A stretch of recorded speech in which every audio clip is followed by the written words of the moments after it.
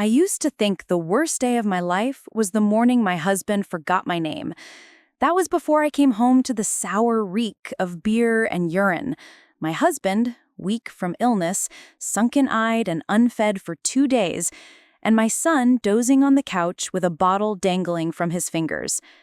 I had left him in charge for 48 hours. He didn't just fail. He abandoned a man who couldn't stand without help. He let him go hungry. He peed himself and the recliner, then slept through my husband's calls for water. Now my son is headed to prison for 2 years, and I'm the one who pressed the first domino. If you're ready for this journey, make sure you hit that subscribe button and give this a like so you don't miss the updates.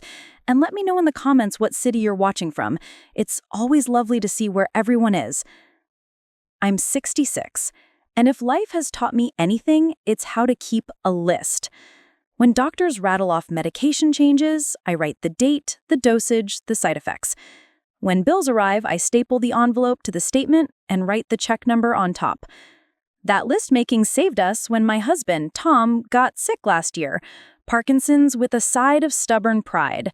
He told everyone he was managing, but I was the one who tucked his shaking hand under mine to steady his coffee cup.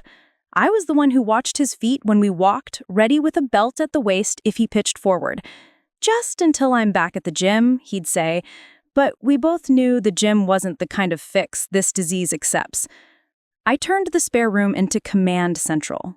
A whiteboard with medication times, a weekly meal plan with high-protein boxes I could grab from the fridge, a binder labeled "If I'm Not Home" with step-by-step instructions.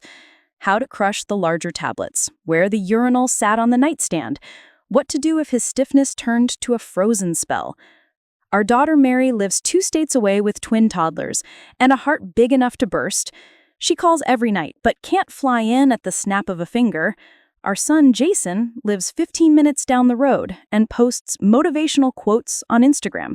"Family first," he wrote under a photo of his new truck, blue as a summer sky. The caption got 204 likes. When my sister called to say her biopsy came back malignant, I packed a bag to drive to Indianapolis for 2 days. 2 days. I cooked ahead, baked chicken, mashed potatoes, soft green beans. I labeled them with bright orange sticky notes. Tuesday lunch, Wednesday dinner. I arranged for the neighbor kid, Tyler, to mow the lawn while I was gone, and I set the house camera in the hallway to notify me if there was movement at night. Not to spy, to soothe my own nerves. I called Jason. "I need you for 48 hours. I'll pay you if you want."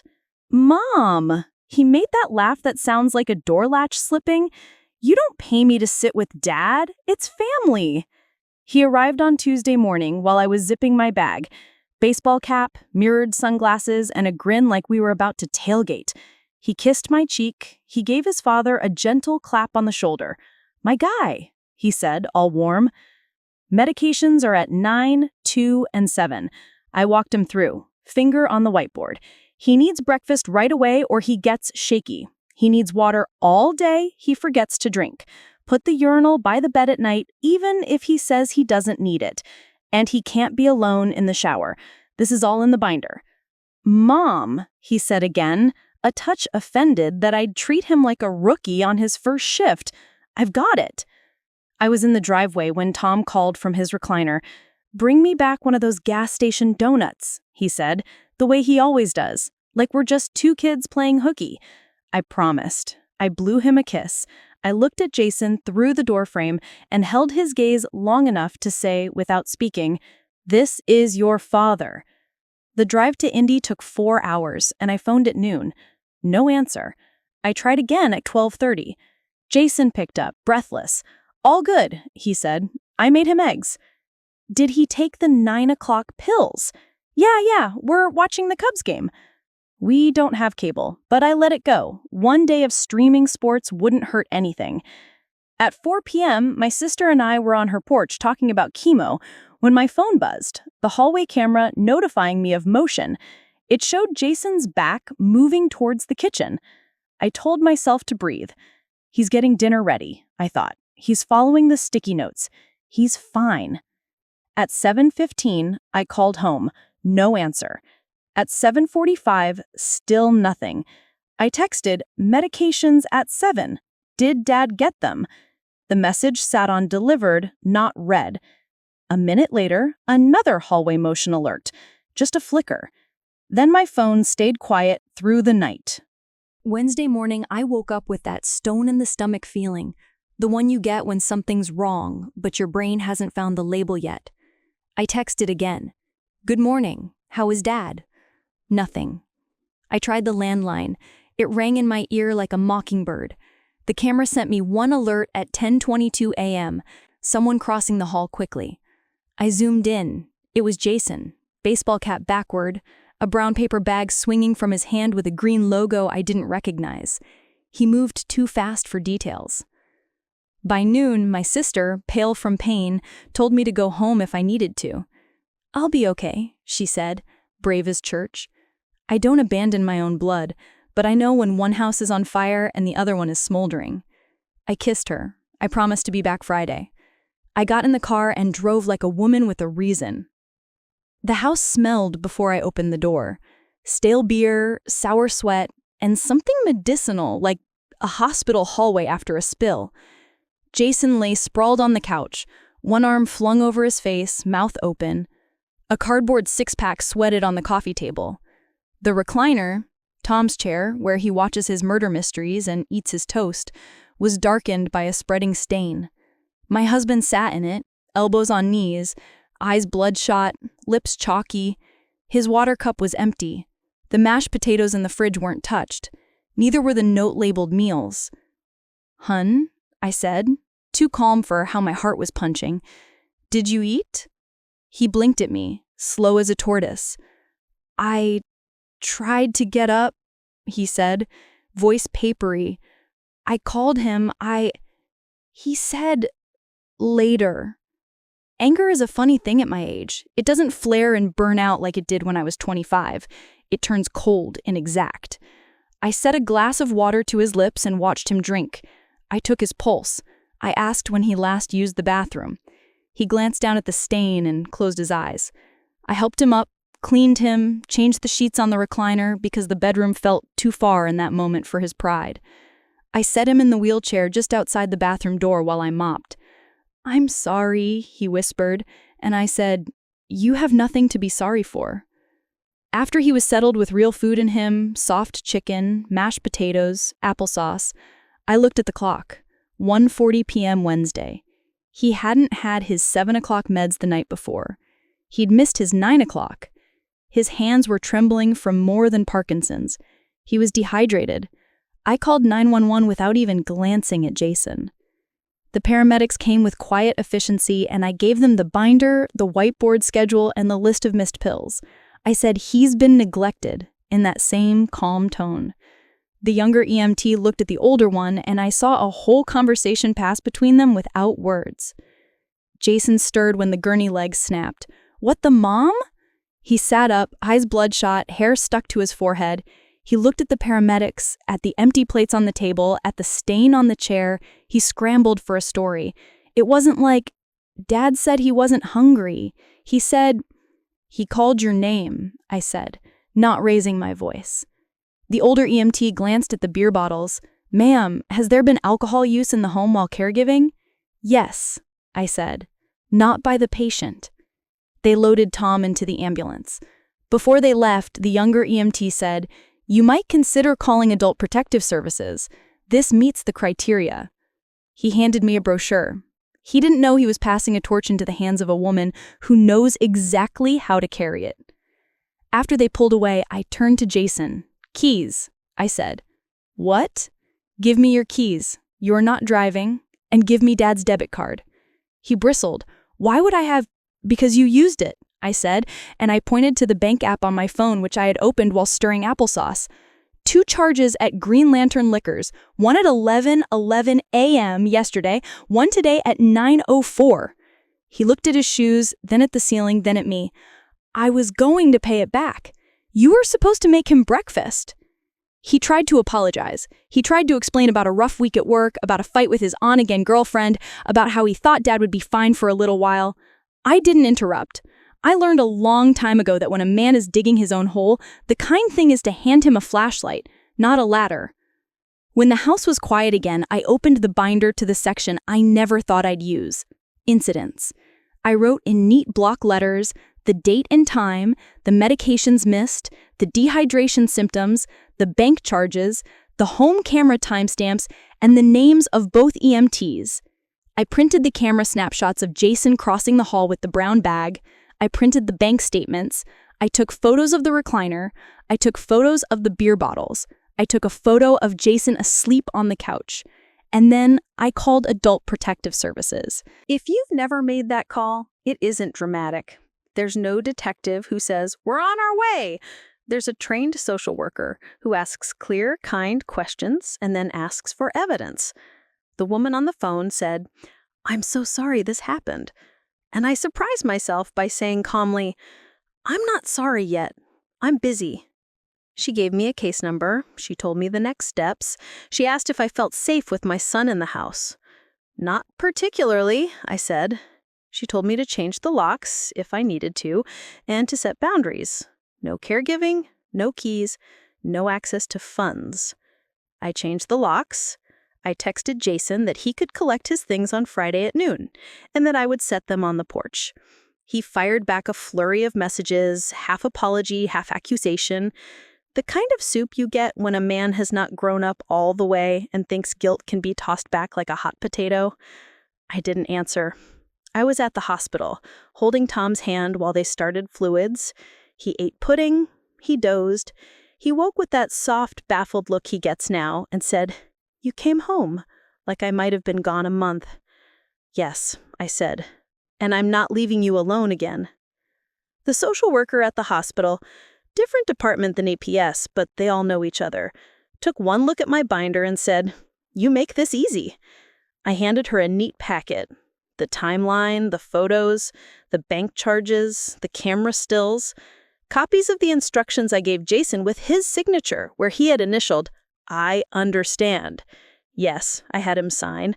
Call me controlling. I call it foresight. She said the words elder neglect and financial exploitation, and I felt a click in my chest like a seatbelt catching. Back home that night, I opened my laptop and added to my list: order bed alarm, move urinal, interview 2 paid caregivers from the agency recommended by the hospital, schedule a neighbor check-in plan. Then I opened a new page and titled it Jason, Next Steps. There were 2 columns: family, legal. Under family, I wrote boundaries, consequences, rehab options if he asks for help. Under legal, I wrote APS report, police report, restraining order if necessary, press charges for financial abuse, small, but it adds up, revoke access to house and funds, remove him as secondary on the checking account, notify the bank to flag his name. I slept like someone was holding my hand, because someone was. Me. Thursday, a detective from the Elder Crimes Unit called. Not a TV detective, a woman in her 40s with a voice like a sturdy pair of shoes. She asked if I'd be willing to give a statement. She asked if I had documentation. I told her, "I have a binder." She said, "I love a binder. Bring it." I went. I told the truth. There's a way to tell a story that leaves out the softening excuses, and that's what I did. I did not say, "Jason had a bad week," or "he means well." I said, "My son left a vulnerable adult without food, water, or medication for roughly 40 hours and used his debit card to purchase alcohol while he was supposed to be providing care." I said, "When I arrived home, my husband was dehydrated, soiled, and confused." The detective nodded. She made notes. She asked for permission to pull the camera footage. I gave it. "Do you want to prosecute?" she asked. Very direct. I thought of my boy at 6, freckled and gap-toothed, holding up a crayoned Father's Day card. I thought of him at 20, calling from a county fair, saying, "Mom, my truck won't start." I thought of him yesterday, sprawled on my couch while his father whispered for water. "Yes," I said, "I do." And just when he thought he had me backed into a corner, He forgot who he was dealing with. Stick with me, because you'll want to see how this plays out. I didn't cry in the detective's office. I saved it for the parking lot where the heat pooled in the car and my face finally let go. 10 minutes. That's all I allowed myself. 10 minutes, a travel pack of tissues, and a hard stare in the mirror that said, "We're not done." Then I put on my sunglasses and drove straight to the bank. The branch manager knows me. I bring cookies every December, and I correct her when she tries to call me ma'am like I'm a stranger. I laid out the charges again. Green Lantern Liquors, 11:11 a.m. Tuesday, Green Lantern Liquors, 9:04 a.m. Wednesday, and slid the detective's business card across the desk. I said, "Flag everything. Freeze the debit card, close Dad's ATM access, and note on the account that my son Jason is not authorized for transactions. No verbal approvals, no he's my mom's son. Put it in bold, please." She nodded like she'd been waiting for me to say exactly that. "Will do, and we can set up text alerts for any activity." "We already have them," I said. "Add email, too." Next up was the pharmacy. I asked for a printout of Tom's last 30 days of medication fills, and the pharmacist, sweet man with a bald head and a gentle voice, highlighted the Parkinson's meds. He frowned at the date stamp for Tuesday. "He should have had the 7 p.m. dose," he said. "Skipping that can make things spiral." "I know," I said. We spiraled. Back at the house, I did what I always do when chaos visits. I scrubbed. I pulled the recliner cover off and soaked it with a splash of vinegar. I washed the living room blankets. I emptied the trash. I opened windows. There's a certain kind of order that smells like lemon cleaner and plain old dignity. It's underrated. At noon, Jason showed up. He didn't come to the door. He texted, "I'm here." I stood at the storm door and watched him take his duffel from the porch. He wouldn't meet my eyes. For the first time in his adult life, I let the silence be a wall tall enough to make him climb if he wanted to reach me. He didn't climb. He slunk to his car, started it, and backed out like a man leaving a driveway he used to mow. I locked the door. That afternoon, the APS caseworker came by, a brisk woman with a blouse that matched her clipboard. She walked the house with me, checked the bathroom grab bars, noted the bed rails, looked at the whiteboard schedule, and said, "This is, frankly, excellent." She took photos of the recliner, clean now, but the stain still ghosted through, and the beer rings on the coffee table. She made a copy of the binder pages and the bank printouts. She said, "You did the right thing calling us." I said, "I did the only thing."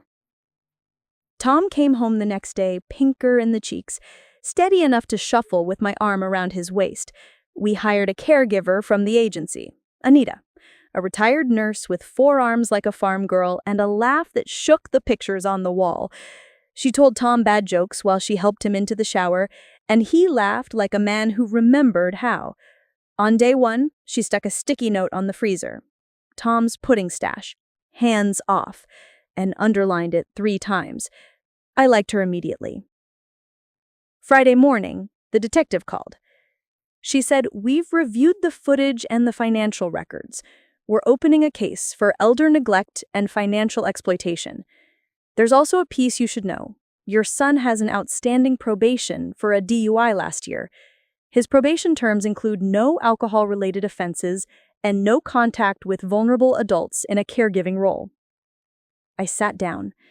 My hand found the counter without looking. "So what does that mean?" She said, "It means the judge is going to take this very seriously. The prosecutor will likely file both the neglect charge and a probation violation. I'll be in touch about your victim impact statement and any restitution you're seeking." Restitution.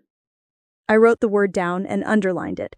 Not for the beer money, though he'd pay that back every penny, but for the home health costs we now needed because my trust had been broken, for the bed alarm, for the locks, for the hours I lost at my part-time job that I'd quit because my husband needed me more than a paycheck. A day later, Jason called from a new number. I let it go to voicemail. He left an apology that someone could have pulled from a greeting card factory. "I'm sorry for what happened. Things got away from me. Maybe we could talk?" He sent a text 5 minutes later that said, "Mom, please." Then another, "If you talk to them, maybe this can go away." There it was, that little line, the one that says he thinks sorry is a magic word and women are erasers. I didn't call back. I forwarded the messages to the detective. On Monday, a uniformed deputy knocked and handed me a notice. A no-contact order had been filed, effective immediately. Another knock, a few hours later, a young man with careful hair from the prosecutor's office asking if I'd consider a formal statement on camera. I agreed. I put on lipstick, the old-fashioned kind in the gold tube, because it makes me feel like my mother is standing behind me, saying, "Chin up." I sat in a neutral conference room and told the truth into a lens. When they asked me if I had anything else to add, I said, "Yes, my son is not the victim here." Word gets around. In towns like ours, news travels by grocery aisle and church bulletin.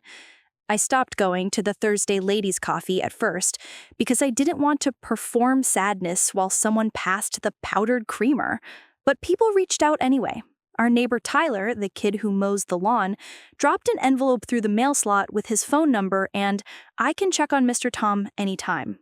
My sister called after her first chemo drip and said, "We're two stubborn women with two different fights. Let's win both." Then came the twist I didn't expect. Jason's girlfriend, Becca, messaged me on Facebook. We'd only met twice. Pretty girl with the sharp shoulders of someone who's been defending herself since she was 12. Her note was simple. "I have screenshots of what he said while he was at your house. Do you want them?" I answered, "Yes." She sent a flood. Texts to his buddies, bragging about day drinking, a photo of the six-pack on my coffee table with the caption, "Babysitting duty, LOL," and a message complaining that Tom was being dramatic when he asked for water. My stomach turned. I sent the screenshots to the detective. Evidence doesn't care about my stomach. The arrest came on a Wednesday evening, just as Anita had coaxed Tom into a nap. I didn't see it, but the detective told me later. 2 officers at his apartment, a gentle knock, an officer reading words every mother prays she never hears. He didn't fight. He shrugged the way teenage boys do when they're caught with a hand in the cookie jar, and he said something about Mom blowing this out of proportion. The officer, bless him, reportedly replied, "Your mother didn't leave a vulnerable adult without food and medication." The first court date was a blur of wooden benches and attorneys in suits 2 sizes too big. I wore my Sunday best and flats because I know how to pick my battles. The prosecutor, a woman with gray hair and a spine made of piano wire, asked me to read my victim impact statement. I'd written it the night before at the kitchen table, the television low, Tom's soft snores coming from the recliner. I wrote about the smell when I walked in. I wrote about the empty water cup. I wrote about the way my husband's eyes looked too large for his face. I wrote about trust and how it isn't a faucet you can turn on and off without springs flying everywhere.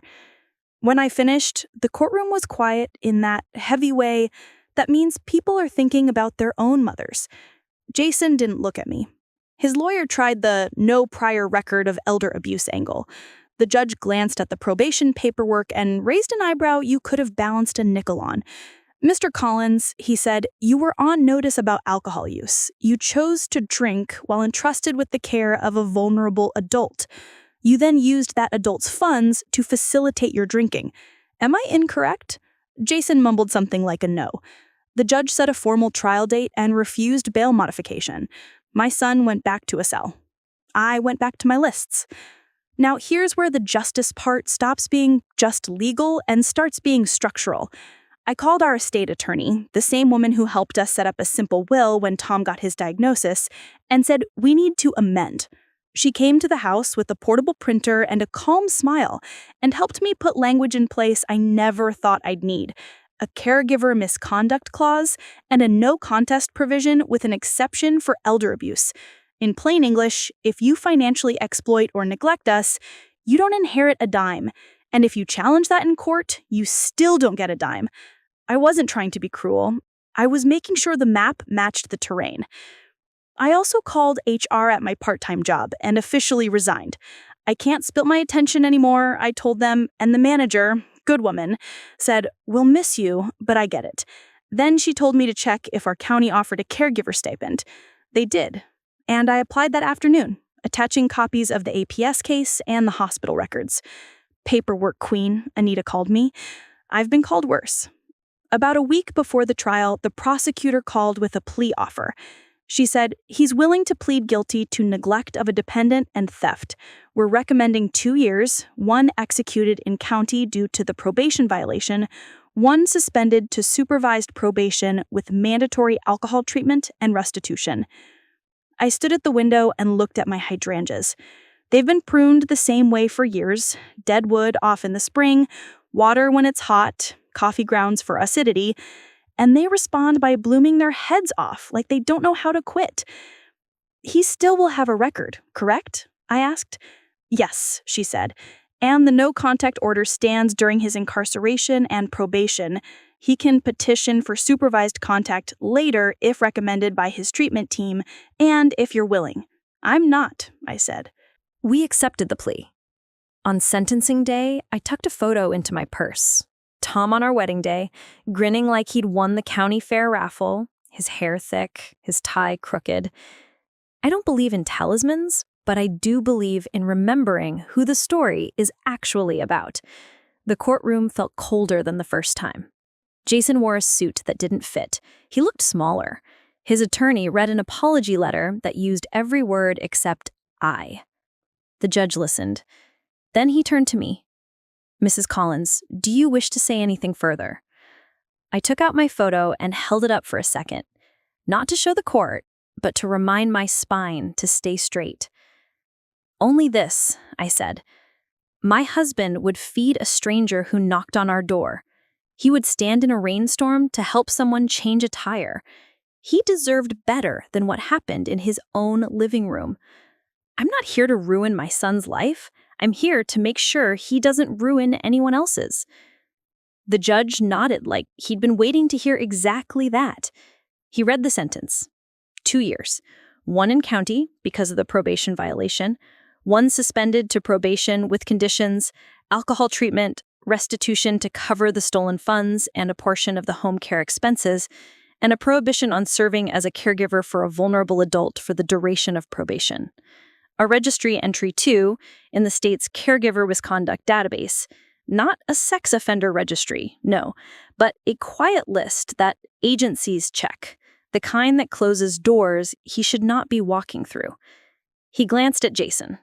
"Son, you are not here because you made a mistake. You're here because you made a series of choices. Choices have consequences." Then he banged his gavel like the movies, and it was done. Outside, the air smelled like rain. Anita squeezed my shoulder. "Are you okay?" she asked. "I am," I said, and I surprised myself by meaning it. The fallout came in strange shapes. 2 of Jason's friends unfriended me online, like we were in high school again. One of them sent me a message that said, "Can't believe you did your own kid like that." I wrote back, "I didn't do this to my kid. He did this to his father." Then I hit block. Some bridges are better as ashes. Becca dropped by with a 6-pack of ginger beer. We sat on the porch and talked like women do when the men are finally out of the room. She told me she'd ended things with him. "He's not ready to be decent," she said, matter of fact. And I thought, there it is, clarity, dressed in jeans and a ponytail. Before she left, she touched my arm. "You did the right thing," she said. "I wish my mom had done that with my stepdad." Here's the part people don't put on Instagram. After the gavel falls, there's still laundry, still medication to sort, still a man who needs help buttoning his shirt and wants to tell you for the 4th time how he met Hank Aaron in 1972 at a charity dinner. Life doesn't pause to give you a victory lap. It hands you a fresh sink of dishes and says, "Get on with it." So I did. I won't pretend there wasn't a night 3 months later when I woke at 2 a.m. and stared at the ceiling and wondered if I'd chosen the nuclear option when a stern talk would have done. Then I remembered the smell. I remembered Tom's lips chalk white for thirst. I remembered the texts with LOL babysitting under a picture of my coffee table. And I pictured some other family, some other father, spared because the record will now say, plainly, do not trust this man with vulnerable people. I rolled over and went back to sleep. And just when he thought he had me backed into a corner, he forgot who he was dealing with. Don't go anywhere. The best part isn't the sentence. It's what I did next to protect our future, right down to the pennies and the passwords. I'm a woman of lists, but I'm also a woman of locks, and not just the brass kind you twist with the key. After the sentencing, I made a different kind of lockbox, the kind that lives in files, passwords, and policies. If Jason had found a crack in our door, I was going to seal every crack in our roof, walls, and floor. First stop, our digital life. You know how the kids always say, use a password manager? Well, I bought the family plan and turned into Fort Knox. I made a spreadsheet of every account we had: utilities, bank, pharmacy portal, Medicare, MyChart, even the streaming logins. Then I shredded the paper version after every password was changed to something long enough to double as a lullaby. I set up two-factor authentication with a hardware key that lives on my keychain like a tiny sword. For Tom's accounts, I changed the recovery emails to mine and added Anita as an emergency contact in case I get hit by a bus. If Jason had ever guessed Dad123 before, and I suspect he did, I slammed that door so hard the hinges forgot they were hinges. Then I called the credit bureaus and froze both our files. It's not hard, it's just annoying, like trying to get glitter out of carpet. Equifax, Experian, TransUnion, click, freeze, confirm. I added fraud alerts too. When the bank asked if I wanted to set spending limits, I said, on which cards? And set a separate low limit on the grocery card, so if anyone ever snagged it, they'd be able to buy exactly one rotisserie chicken and a head of lettuce before it declined. I wasn't being paranoid. I was being a grown woman who'd lost her patience for oops. Next came the money flow. Our estate attorney doesn't flinch easily, but even she smiled when I rolled out my new plan. We're building a living trust, I told her, with a caregiver misconduct clause, a no contest clause, and a successor trustee who isn't related to me by blood or guilt. She nodded and opened her laptop. We titled the house into the trust, put the savings accounts under it, and created a separate care account with a debit card that only Anita or I could use for medical supplies and groceries. Bright green card, easy to spot. Receipts in a folder labeled Care in big block letters, because audit ready is my new aesthetic. We also created what she called a teacup clause. My words, her law. It said that every big sentimental item, Tom's baseball cards, my mother's teacups, the quilt his grandma made, had a name attached and a photo in a binder, so there would be no scavenger hunt when I'm not around to referee. You're thinking of everything, she said. No, I'm thinking of everything I can control. I called our insurance company and added medical caregivers in the home to the liability policy. Then I made a binder just for Anita. Emergency contacts, a laminated sheet with Tom's meds, updated weekly, a list of neighbors who have keys, and a code word we use on the phone so she knows it's really me. Hydrangea. If someone calls and says, "Hey, it's Mary," and doesn't say hydrangea, Anita hangs up. We don't play guess the mom in this house. After that, I took a hard look at our budget. Caregiving doesn't just cost money, it costs invisibles, time, attention, sleep.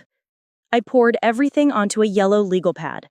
Mortgage, utilities, meds, incontinence supplies, caregiver hours, gas, grocery, now in bulk, and a column for self. My haircuts, my church tithe, the every now and then blueberry muffin that says I'm a person, not just a list manager. I ran the numbers and made a plan. Cancel the streaming we don't watch, sell the old exercise bike, plant a bigger garden. My back complained, but my grocery bill calmed right down. Tomatoes don't argue with you, they just ripen. And then, because I am not just a woman with a bunker, I'm a woman with a megaphone. I called the senior center and asked if they had a caregiver support group. They did. Tuesday nights, stale coffee, folding chairs, the kind of Kleenex that leaves lint on your fingertips. I showed up with my binder and a plate of lemon bars. When I told my story, you could feel the room lean in. One woman squeezed my hand so hard I thought I'd have bruises. Another tiny thing with a voice like birdsong whispered, "My son's been taking gas money off my husband's wallet. I didn't know what to call it." I said, "Call it theft." And then I gave her the APS number. If I couldn't make Jason do better, I could help someone else say the quiet parts out loud.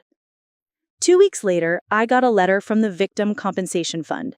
I'd applied because the prosecutor suggested, and also because apply for things is my love language. They approved partial reimbursement for the emergency caregiver hours and some out-of-pocket medical expenses tied to the neglect. Was it everything? No, but it was something. I took that check to the bank and opened a sub-account called Tom's Good Days. I decided that money would only pay for things that made his life feel like his life. Baseball on the radio, barbershop visits, a porch swing cushion thick enough to float. You cannot sue the world into being gentle. You can, however, buy a very nice porch cushion. We also started what Anita called the Care Circle. It's a simple calendar hung on the fridge. 2 neighbors, 1 church friend, Tyler, the lawn kid, and Mary on FaceTime. Everyone picked a day or a float week. Their job? A 15-minute check-in. Not a care shift. No one lifts Tom but me or Anita. Just eyes on. "Hi, Tom. Want a fresh glass of water? How are we doing on pudding? Should I bring the mail in?" We made it a rule that no one came in without texting first, and no one took money. People want to help. Sometimes they just need a lane line. In the evenings when Tom naps and the house goes soft, I scroll the county's public records. Don't judge. Some women knit. I snoop legally to see court filings. That's how I found the piece that made me sit up straight. Before the arrest, Jason had been served with a wage garnishment for an old credit card. And on a different docket, one I hadn't known to look for, there was a small claims filing by a former roommate for unpaid utilities and damage to property. It wasn't about punching down. It was about seeing the pattern clearly. People show you who they are with receipts. I printed those, too, and slid them into a folder labeled Reminders for the nights I start feeling soft around the edges. Around this time, a strange rumor floated my way. Someone at church said, with the gentle pity that makes my eye twitch, "I heard you press charges because you needed money." I stared at her long enough to find my inside voice. "No," I said. "I pressed charges because a crime was committed." Then I did something that felt like taking back the microphone. I asked the senior pastor if I could lead a 1-hour workshop after service called Caring Without Being Consumed. He said yes. I stood at a folding table with my binders lined up like a parade and talked about passwords, credit freezes, no contact orders, and how to say the word no like a complete sentence. We had 50 people show up. 50! Afterward, 3 men shook my hand and said, "I never thought about any of that." I smiled sweetly and said, "Start thinking." Now for the twist. A month into Jason's time, I got a certified letter from his public defender. Enclosed was a form titled Victim Restitution Payment Plan, with a polite request to confirm the amounts due. Under stolen funds, it listed the liquor store charges, pennies in the big picture. Under consequential damages, it had the figure we'd asked for, a portion of the caregiver costs that directly resulted from the neglect incident and the hospital copay. The letter asked if I'd agree to have restitution taken from his commissary deposits and any wages he earned through the jail's work program.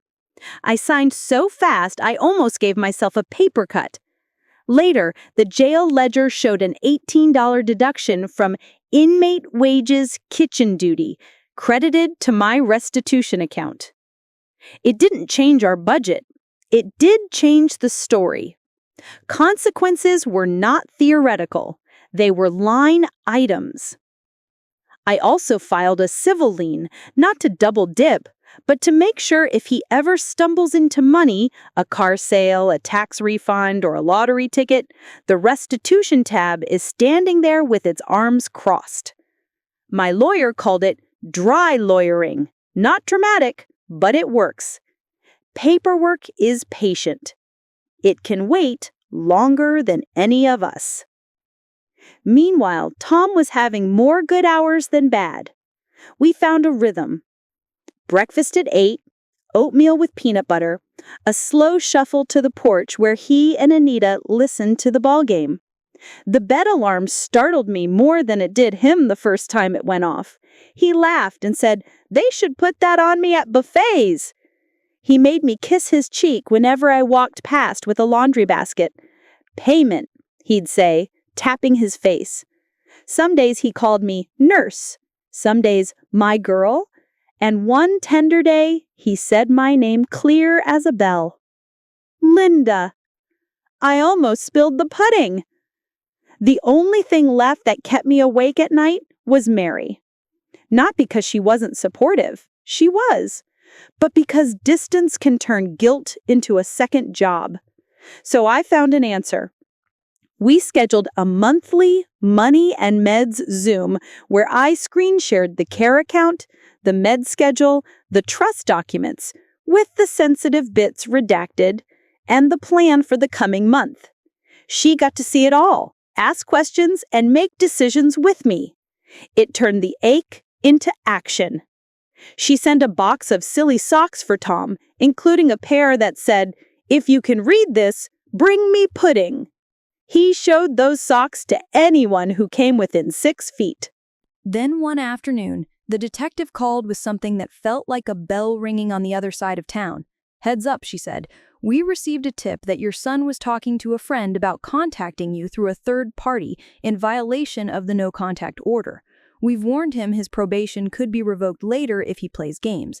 If anyone reaches out on his behalf, let us know." That's when I made what I consider my sneakiest, smartest move. I drafted a short, polite public post for my social circle. Some of you know our family has been through a difficult legal situation. For our safety and compliance with a court order, we cannot receive messages on Jason's behalf. If you have concerns, please contact officer, name, at Victim Advocate Line. Thank you for respecting our boundaries. I did not air dirty laundry. I set a boundary with a smile. Within an hour, my inbox cooled off like I'd opened a window.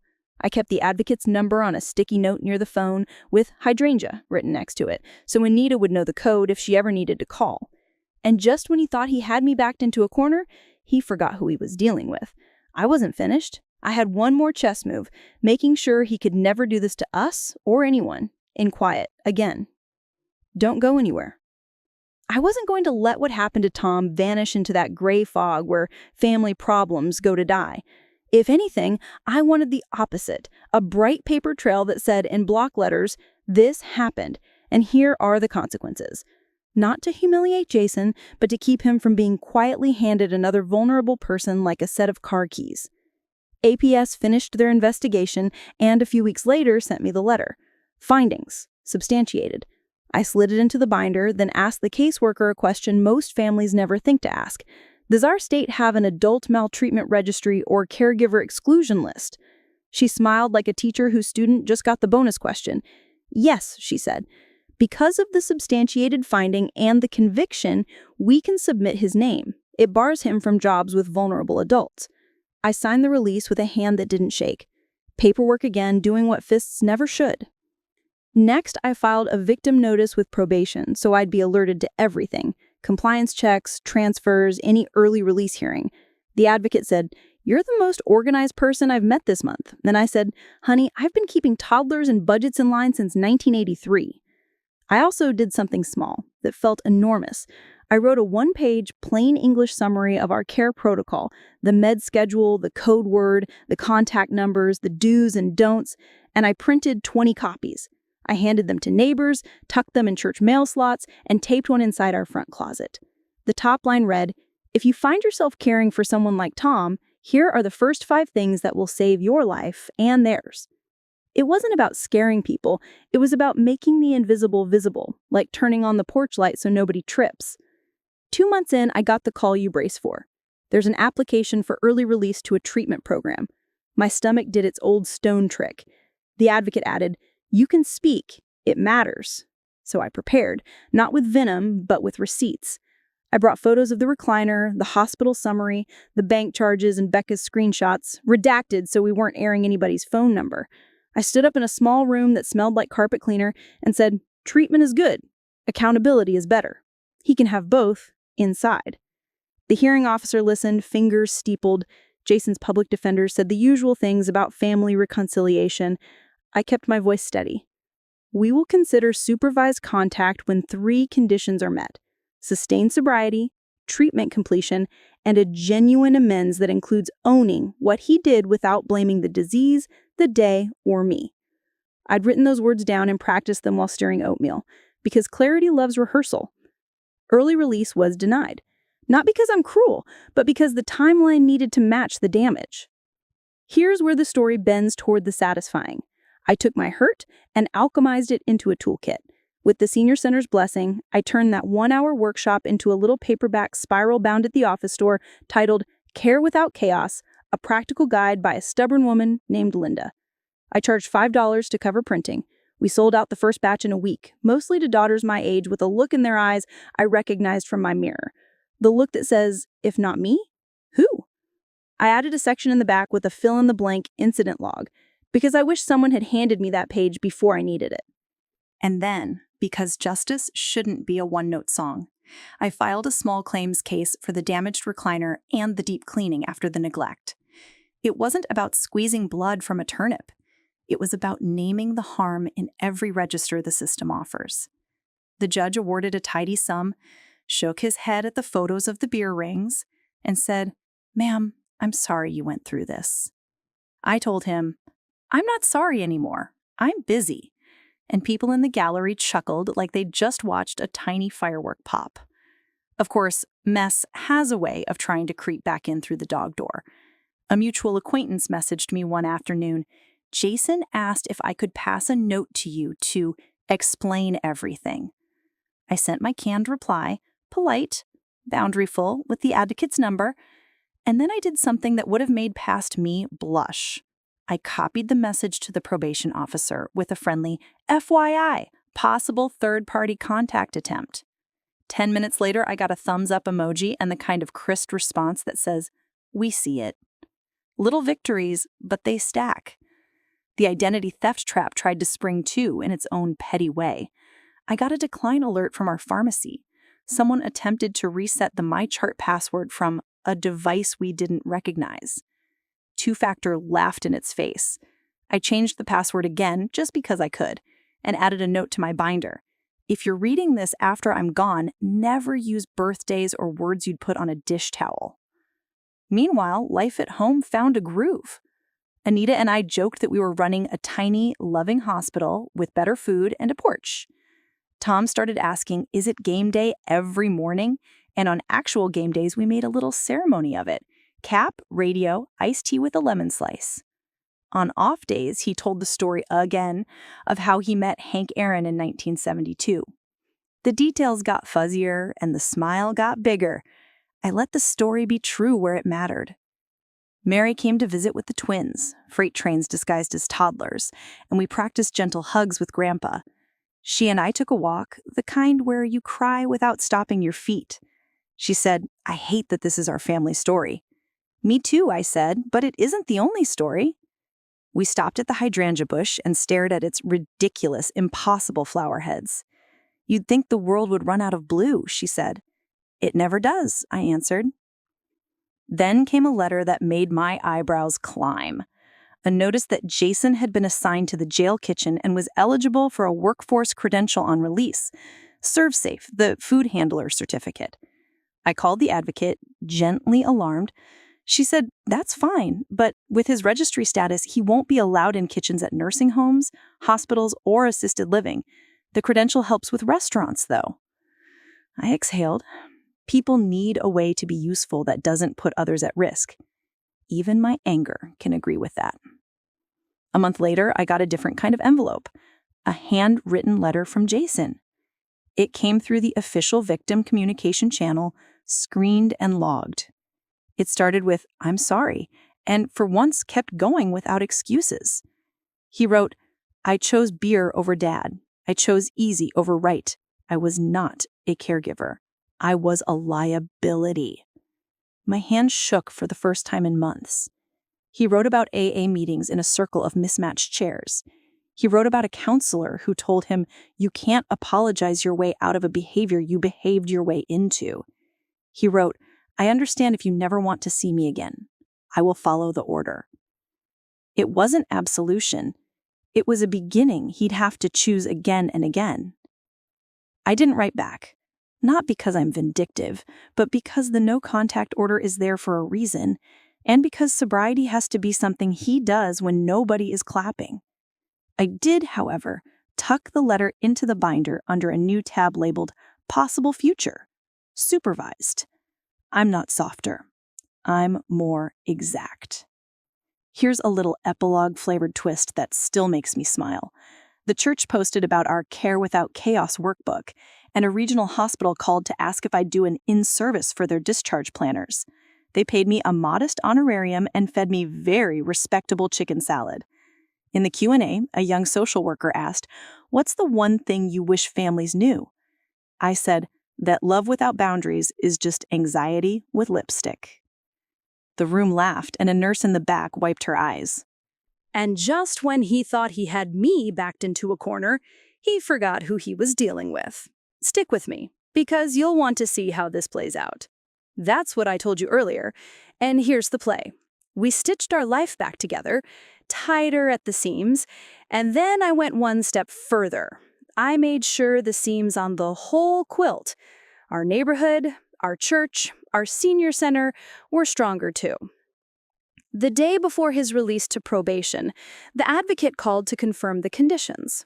Continued no contact, restitution payments skimmed from wages, alcohol treatment with proof of attendance, random testing, and that caregiver exclusion status etched in the file like a warning sign. If he violates, she said, the suspended time comes due. I wrote it down, not to gloat, to remember what protects us. We celebrated that night the way old people celebrate, with meatloaf, mashed potatoes, and Tom choosing the TV show. He picked a baseball documentary and fell asleep before the 7th inning. I sat beside him with my knitting, don't laugh, a girl can change, and felt something I hadn't felt in a year. Safety. Not the kind that comes from pretending nothing bad can happen, but the kind you build yourself. One policy, one password, one brave phone call at a time. He was about to get exactly what he deserved, and I had a front row seat. Not the prison, he already got that, but the long, quiet consequence of being known for what you did and choosing every day to be better or worse. That's on him now. My job is my husband, my home, my hydrangeas, and the women who show up to my Tuesday night group with a stack of bills and a shaking pen. Probation started like a cold front, noisy for a minute, then just a steady change in the air. I got a postcard from the county with a victim pin so I could check his compliance anytime without talking to a soul. It was oddly comforting, like having a peephole on a door I'd already deadbolted. Every Friday, a text came through. Restitution posted, $27.50. Kitchen duty doesn't pay much, but the numbers marched, slow and stubborn, like Tom crossing the living room, one careful step, then another. 3 weeks into Jason's probation, the detective called with a request I didn't expect. We're piloting a victim education panel, she said. Not a face-to-face with offenders, don't worry. It's a class for patrol officers and new caseworkers on what elder neglect looks like up close. Interested? I laughed, a short surprise sound, because the answer felt like it had been living at the base of my spine all along. Yes, I said. Put me on your schedule. I'll bring pudding analogies. That first panel, I stood behind a podium that had seen too many donuts and not enough mothers, and said, if you walk into a house and the couch smells like a frat party, but the patient smells like a forgotten plant in December, tilt your head. Ask the second question. These crimes don't bruise the obvious places. A young patrolman in the back raised his hand and said, my grandma's on a fixed income. I'm going to set up those bank alerts you talked about tonight. Another officer, the kind with forearms like telephone poles, waited afterward to say, ma'am, I didn't know about APS's threshold. I do now. Driving home, I thought, I can't rewind what happened in my living room, but I can change what happens in somebody else's. Meanwhile, our little life kept blooming in its practical way. Anita taught me a trick with the bedsheets, fold a puppy ear on the corner to get a better grip, and Tom declared it witchcraft. We put a bird feeder outside the porch, and the cardinals discovered us like we were a new diner on the highway. On good mornings, I snuck a tiny bit of bacon into Tom's oatmeal and pretended not to notice when he beamed like a boy who'd gotten away with something delicious. On bad mornings, I hummed hymns off-key while I helped him stand, and he squeezed my fingers twice, the sign we made up for thank you, when words went slippery. One Tuesday, the mail brought a thud, a denial from our supplemental insurer for the ER copay tied to the neglect visit. I read the letter twice, jaw tightening. Non-emergent, it said, as if dehydration and missed Parkinson's meds were a spa choice. I turned on the kettle because tea helps me write mean letters in kind words. Then I opened a file, attached hospital records, APS findings, the medics' names, and highlighted the phrase, admit for IV fluids due to neglect-related dehydration. I wrote, please consider this a formal appeal. Enclosed find documentation that should persuade any reasonable person to change their mind. 2 weeks later, a check arrived with an apology printed so small I had to squint to feel insulted. I deposited it with a flourish and bought 3 more packs of Tom's favorite pudding, like a woman who understands both justice and dessert. Around that time, Mary called with a different kind of thud. Mom, she said, the twins' daycare sent a notice about a fundraiser. The theme is family heroes. I imagined glue sticks and popsicle sticks and the limp ache behind my daughter's voice. Tell them you're bringing a picture of a grandma holding a binder, I said. Heroes don't always wear capes. Sometimes we wear readers we bought at Walgreens. She snorted a laugh that broke the dam, and we cried together. Anyway, because the truth is, sometimes it's funny and sad at the same time, and you have to let both things sit in your lap. 2 months into probation, I got a voicemail from a restaurant manager. Mrs. Collins, I'm calling as an employment reference for Jason. He listed you. My stomach did its old stone trick, then settled. Employment is good. I called back, and when the manager asked if he'd be a good hire, I answered exactly. No more, no less. He is my son. He is on probation for elder neglect and theft. He has a caregiver exclusion on his record, which doesn't bar him from restaurants. He says he's in treatment. You'll have to decide what risk you can tolerate. There was a quiet, respectful breath on the other end. Thank you, he said. Not many parents would be that clear. I said, not many parents have a binder. And just when he thought he had me backed into a corner, he forgot who he was dealing with. Stick with me, because you'll want to see how this plays out. The first holiday came around, the kind that makes even good families itchy. Our church hosts a community Thanksgiving, and I signed up for rolls and green beans, the diplomatic dishes. While I was scooping beans, an older gentleman tapped my elbow. You're Linda, he said. My daughter used your Care Without Chaos book with my wife after her surgery. She added a tab for recipes. His eyes watered. Sometimes the world gives back what you put into it. I thought of restitution payments that smelled like industrial dish soap and nodded. Sometimes it does, I said. Sometimes you have to bill it. In December, our estate attorney came by to finalize one last piece I'd been dragging my feet on, our post and advance directives. We sat at the dining table with a pot of coffee and checkboxes that could make you sob if you let them. I took a breath, squeezed Tom's hand, and we made choices together about the care he would want and the care he would not. It felt like laying stepping stones across a creek we could see but didn't need to cross yet. When she left, Anita hugged me in the doorway and said, "You are a fortress, Linda." I smiled. "No," I said. "I am a woman who understands paperwork." January brought a polite letter from probation asking if I would consider a therapeutic contact session with Jason's counselor present, strictly no contact afterward, purely for closure. I sat with it a week. I talked to Mary. I talked to Anita. I looked at Tom, who was having a clear day and losing to me at Go Fish. Finally, I set 3 conditions, a mirror of the ones I'd said at the early release hearing, plus one more. He would not see his father. He would not step on our property. He would not ask for forgiveness like it was a candy I kept in my purse. We met in a beige room with a rug that tried too hard. Her counselor sat between us, a boundary with glasses. Jason looked older. Sobriety has a way of scraping off the sheen. He said hello. I nodded. He read from a sheet of paper that shook just slightly.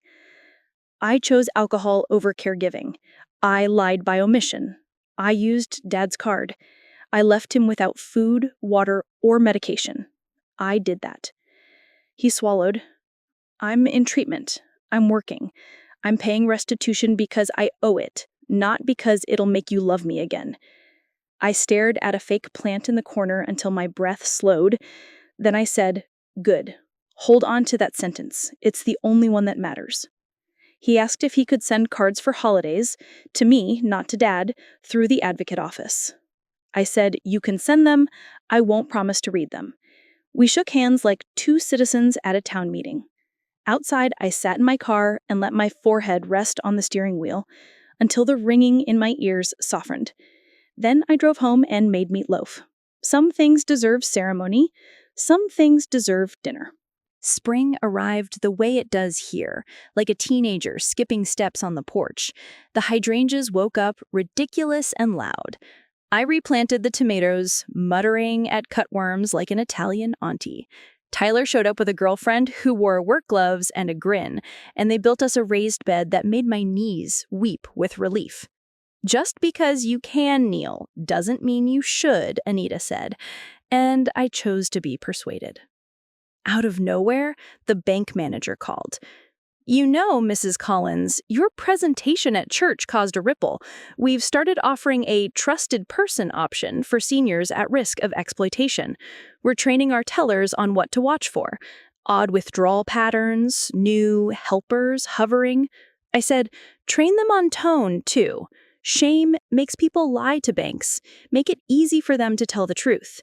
She said, "Will you come speak to our staff?" I said, "Do you have coffee?" She laughed. "We can spring for muffins." That's how I ended up in a break room full of yawning bankers, showing them my binder like it was a newborn. One afternoon in May, the restaurant manager called back. "Just so you know," he said, "Jason shows up on time and doesn't pocket tips. He took a Saturday shift nobody wanted because we had a bus of seniors coming from a church picnic." I sat down at the counter, hand flat on Formica, and let the relief pass through me like a summer storm. "Thank you for telling me," I said. I didn't call the probation officer to double-check. Growth isn't mine to audit. It's mine to survive. The last big chess move came from a sleepy place on the internet. A local councilwoman asked me to join a task force drafting a county ordinance requiring home care agencies to verify against the state's maltreatment registry every 90 days, not just at hire. "It's common sense," she said, "but sometimes common sense needs a clipboard." We hammered out language that included private registries, temp agencies, even those caregiver match apps people download when they're desperate at midnight. The ordinance passed on a Wednesday night while I was folding towels. Tyler texted me a gif of a gavel. I texted back a pudding cup. By summer, our restitution ledger told the quiet story of consequences. $781.42 paid, $612.58 to go.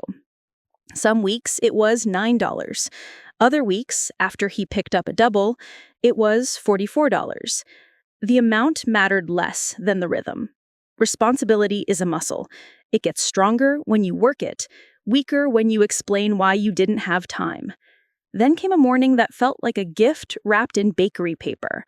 I was at the counter buttering toast when Tom, clear as the weather, said, "You're a good wife." I froze, butter knife in the air. "Say it again," I whispered, greedy as a thief. He grinned the old way, the boy in a man's suit way. "You're a good wife, Linda." I put the knife down, put my head on his shoulder, and let myself cry, neat and happy, into his cardigan. Anita pretended to be deeply interested in the toaster. On the anniversary of the day everything broke, I did something small and kind for myself. I bought a new recliner. Not to erase the old one, God knows that chair taught me more about resilience than any self-help book, but to mark the fact that we were not stuck. The delivery guys hauled it in, navy blue, tufted, ridiculous, and Tom patted the arm like it was an old dog come home. "Payment," he said, tapping his cheek. I paid him in kisses, interest and principal, and thought, this is what winning looks like when you're 66. Sturdy furniture, paid bills, passwords longer than your temper, and a man who knows your name some days and your face every day. The last letter I got from Jason before his first year of probation ended was different. No apologies, no asks. Just a list of his AA milestones, a note that he had asked his sponsor to read through his amends with a red pen, and a $63 money order marked restitution in giant letters like a kid proud of his first A. I sent a copy to the advocate for the file and tucked the original into my binder. It didn't feel like letting him off the hook. It felt like watching someone tug, finally, at his own knot. He was about to get exactly what he deserved, and I had a front row seat. Not a door slammed in his face forever. Not a sudden, sloppy reunion that melts all the hard work into tears. Just this, a clean ledger someday, a mother who sleeps at night, a father cared for without compromise, and a man who can say out loud what he did and why he won't do it again, whether I'm in the room or not. If there's one thing I want the women at my Tuesday group, and you, reading this with your coffee gone cold, to take from my story, it's this. You are allowed to be the hero without becoming the villain. You can press charges and bake a casserole. You can freeze your credit and thaw your heart when it's time. You can love your child and still draw a line so straight even a drunk can see it. I used to think the worst day of my life was the morning my husband forgot my name. It wasn't.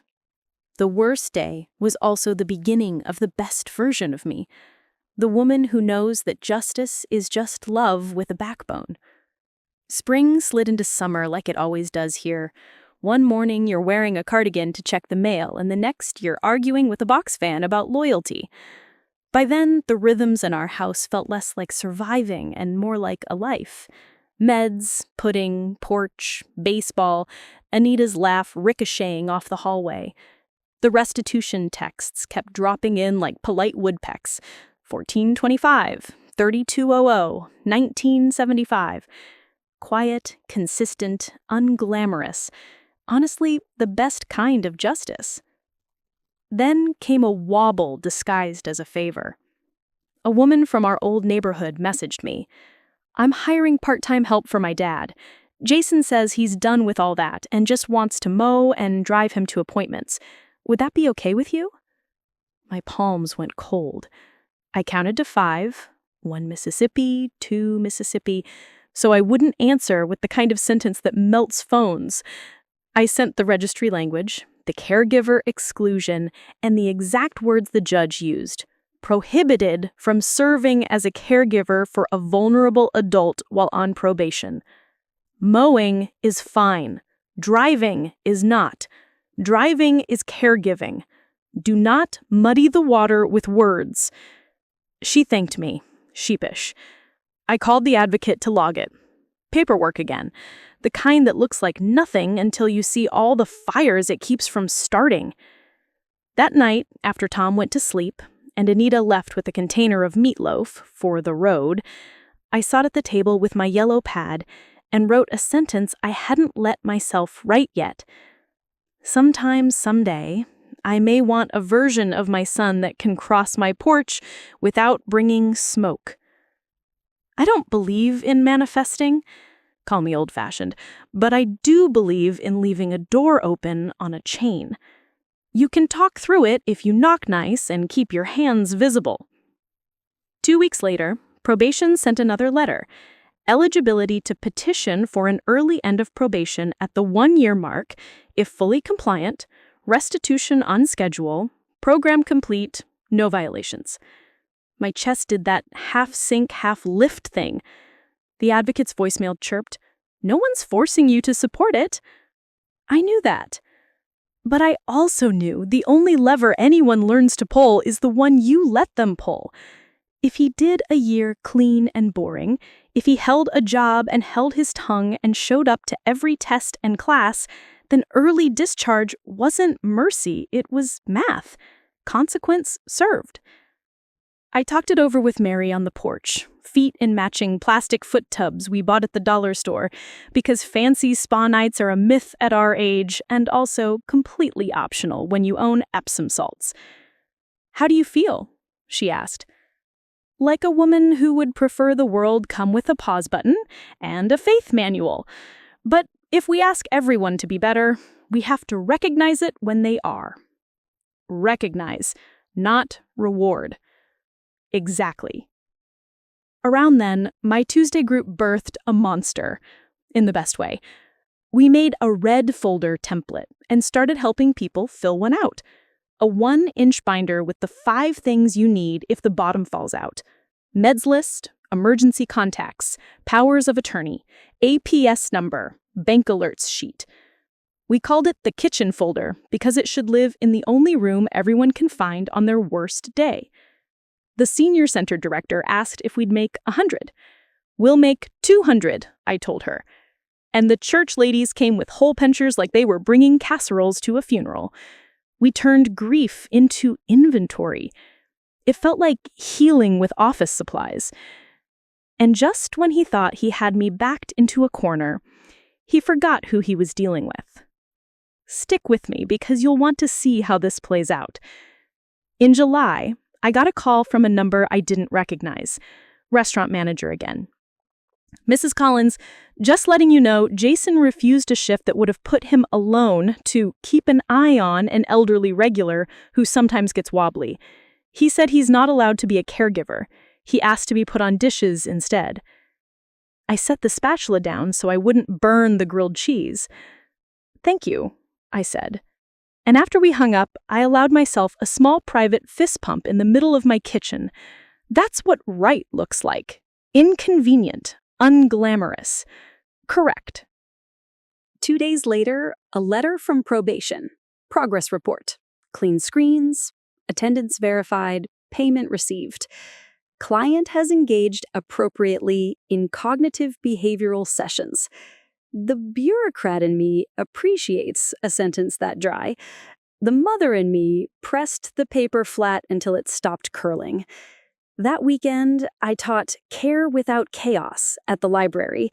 20 people in a room that smelled like old paperbacks and gum wrappers. In the Q&A, a man in a VFW hat raised his hand. "What do you do with the guilt?" he asked, voice thick. "When it's your kid." I didn't give him a speech. I gave him 3 sentences, the ones I keep in my pocket like a handkerchief. I loved my son enough to tell the truth. I loved my husband enough to protect him. I loved myself enough to stop pretending. He nodded like someone had finally returned the book he'd been looking for. Late August brought a different kind of waiver. The bank app pinged me at 6 a.m.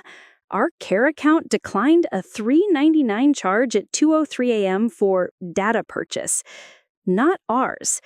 Two-factor saved the day, and I changed the password while my coffee was still thinking about boiling. Then, just to be a whole person about it, I went outside and deadheaded the hydrangeas because power is a muscle, and sometimes you work it by pruning a flower that can take it. We had one scare with Tom, a sudden dizzy spell that sent us back to the ER. Nothing dramatic. Orthostatic blood pressure, some fluids, a medication tweak. The attending physician, young enough to still look surprised by his own face in the bathroom mirror, asked who invented our kitchen binder. I told him. He said, "I wish every family brought me a binder." I told him I wish every ER brought me a chair without crumbs, but that was between me and my inside voice. Fall crept in with its long shadows and cinnamon marketing. Probation sent the formal notice. Jason met eligibility to petition for early discharge at 12 months. The hearing was set for November 15. The advocate asked if I wanted to submit a statement, pro or con. I took a day. I looked at my ledger. Restitution more than halfway paid. No violations, steady work. I looked at Tom, whose best hours had grown longer this year. I looked at my own sleep, which had come back to me like a cat that forgave me for the vacuum cleaner. Then I wrote, "I do not oppose early discharge if and only if all conditions are met and the no contact order remains in effect until a separate motion is made and granted. I do not consent to contact at this time." It wasn't soft. It was accurate. We showed up in court because I believe in standing where decisions are made, even if they wouldn't have asked my opinion. Jason looked ordinary, not shiny, not wrecked. He held his hands like they belonged to him, not to a story. The judge asked the probation officer for the report. Clean, compliant, employed, restitution current. The judge looked at me, Mrs. Collins. "I don't oppose," I said, "if the boundary stands." "It will," he said. "Mr. Collins, you've done the work. That doesn't erase what you did. It does change what you do next. Early discharge granted. No contact order continues." The gavel tapped, polite as a door knock, and just like that, one chapter turned. I sat in the car afterward and let my hands shake for a minute. Anita squeezed my shoulder. "You okay, boss?" she asked. "I am," I said, and I meant it. Relief isn't a parade. It's a chair that doesn't creak when you sit in it. Here's the twist I promised you. The one that made me feel like I'd snuck into the control room of my own life and found an extra switch. The week after discharge, a thick envelope arrived from Jason's counselor. Inside was a notarized letter, no frills, no flourishes, stating, in his handwriting and the counselor's, the facts of what he did and the boundaries he agreed to maintain unless and until I changed them. It also included a signed release authorizing me to share that letter with any court, agency, employer, or family member who asked what happened. No more he said, she said. No more whisper campaigns. Just a document that did two things: protected us and protected the truth. I put that letter in the binder. I made 2 copies. I mailed one to our estate attorney with a note, "File under T when needed." I slid another into the kitchen folder. I poured myself coffee, looked out at my ridiculous hydrangeas, and exhaled the longest breath I didn't know I'd been holding. And just when he thought he had me backed into a corner, he forgot who he was dealing with. Don't go anywhere. The last part is the best part. It's where I cash in on every boundary I set, tie off every loose financial thread, and show you how this ends the way it should. With me choosing the terms of my peace, Tom cared for without compromise, and a son who finally understands that love is a verb that shows up sober and on time. The week after the early discharge, I did something that felt like turning the last key in a very complicated lock. I went to the clerk's office and filed a satisfaction of judgment for the small claims case. As each restitution payment hit, we'd been marking it down, and now the balance on that piece was 0. The clerk stamped the paper with a thunk that echoed down the counter. I walked out lighter. There's a quiet power in finishing a thing on your own terms. Finishing didn't mean forgetting. I still had one more thread to knot. Long-term planning that didn't depend on anyone's good intentions, including mine on a tired day. Our attorney helped me set up a special needs trust just in case, the kind that would keep Tom eligible for benefits down the road, but still let me buy him baseball caps and porch cushions without turning it into a paperwork rodeo. We added a care memorandum, plain English instructions about pudding, code words for the radio station he likes, where the socks with jokes live. This reads like love, the attorney said. Good, I told her. That's the whole point. 2 mornings later, the phone rang. Our neighbor Tyler, sheepish. Ms. Collins? Jason's on the sidewalk. He asked me to tell you he left an envelope by the mailbox and he's walking away. I looked out the window. Nothing but hydrangeas and sunshine. 10 minutes later, I opened the box and found a plain white envelope, a money order for the last bit of restitution, a copy of his ServSafe card, and a note that said only, "I'm working the long shift. You won't hear from me." I stood on the porch and let the breeze have the paper smell. Consequences completed don't erase harm, but they do change the shape of the future. I took that money order to the bank and moved it into Tom's Good Days. That Saturday, I spent it on 2 things: a barbershop visit where old men argue about box scores and pop the P in yup, and tickets to a minor league afternoon game with wheelchair seating on the first baseline. We packed soft sandwiches, brought earplugs in case the speakers barked too loud, and bribed a teenager with a 10 spot to take our photo. Tom grinned under a cap that said Our Town, and for 3 slow hours, the only schedule that mattered was balls and strikes. On the ride home, he said, clear as glass, "That was a good day." I squeezed his hand and said, "We earned it." And just when he thought he had me backed into a corner, he forgot who he was dealing with. You remember that line? Here's how that promise paid off. The county ordinance we helped write about registry rechecks went live. 2 agencies caught bad hires before they landed in living rooms. The bank rolled out its trusted person option. 3 ladies from my Tuesday group stopped mystery withdrawals in a single month. The senior center printed our kitchen folder by the hundreds. The fire department now hands them out with smoke detector batteries. Tiny policies, big guardrails. There was one last legal step I kept on the back burner until I felt steady, converting the temporary no-contact order to a long-term civil protective order with a built-in path for supervised contact later, if and only if I requested it. Not the court, not a counselor, me. We filed it. The judge signed, tapped the gavel, and I walked out with a boundary that wasn't a threat, just a fact. The advocate met me in the hall and handed me a peppermint and said, "You've just taught half our office a new way to finish a case." I said, "I'm just a woman with a binder," and we both laughed because we knew it wasn't just that. Life, of course, kept doing what life does. Anita learned to make Tom's mother's meatballs from the recipe card in my box. Half the instructions were "until it looks right," which made us both roll our eyes and then cry a little in the pantry. Mary's twins turned 4 and insisted Grandpa wear the birthday sheriff badge at their party. He did, solemn as a judge. The hydrangeas showed off like they were auditioning for the Rose Parade. I taught 3 more library classes and 2 at the hospital. I started keeping a tally on an index card. Women who said, "I thought it was just me." By December, I had 37 tick marks. Not a movement, maybe, but a good shove. Then came a letter I didn't expect. From the restaurant, not Jason. They were offering health insurance to line staff who hit a year. Included was a note from the manager. He told us he can't see his family. We don't need the story. We see the work. I folded it into the back of the binder, not to sentimentalize him, but to remind myself that accountability can live alongside decency, even if we're not in the same room. One night, after a long day of appointments and laundry, I sat at the kitchen table with a cup of tea and opened the first draft of a thing I'd been dodging, a letter to future me, to be opened if Tom goes before I do, or if I get tired enough to let the edges fray. It said, in my own plain hand, "Dear Linda, you did the right thing. Feeling sad doesn't mean you were wrong. Call Anita, call Mary, call the advocate.